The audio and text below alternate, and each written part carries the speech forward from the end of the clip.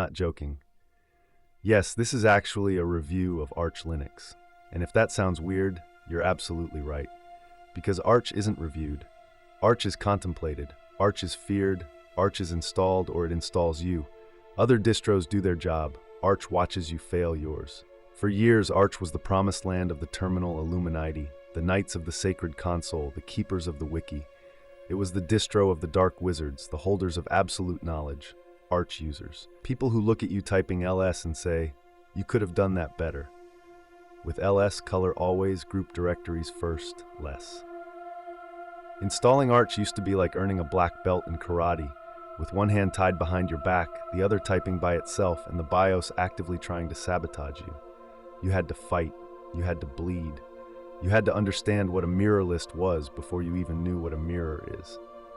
But once it was done, once you heard the sweet sound of the text login and managed to boot X11 without summoning Cthulhu, you became an Arch user. And with great power came a great urge to brag online.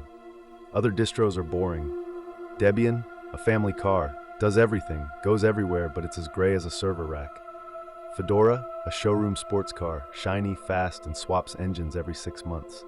Arch is Transformers. Today it's a minivan. Tomorrow it's an intergalactic war god running KDE Plasma. Arch can be anything. It can be Hyperland. It can be i3. It can be GNOME, XFCE, KDE, TWM, DWM, or no desktop at all, because yes, you can live inside TTY like it's 1987 and be proud of it. On Arch, there are no clicks, only commands, only power. Sudo pacman cu and you're in the future. Sudo downgrade and you're in the past. Type yay and the system looks down on you because yay is for weaklings.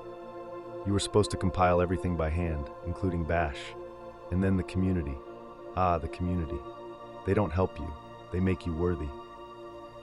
Every question gets one answer. Read the wiki. And you, humble disciple, read and learn and transform. You become one of them. And when a friend asks, can I install it too? You look at them, you smile, and you say, no, it's Arch Linux. Oops, not anymore. Now there's an installer. There's Arch install. Wi-Fi works out of the box. Your grandma uses Arch now, with tiling, with Hyperland, and she beats you at Vim. But it doesn't matter. The myth lives on. Arch is not a distro.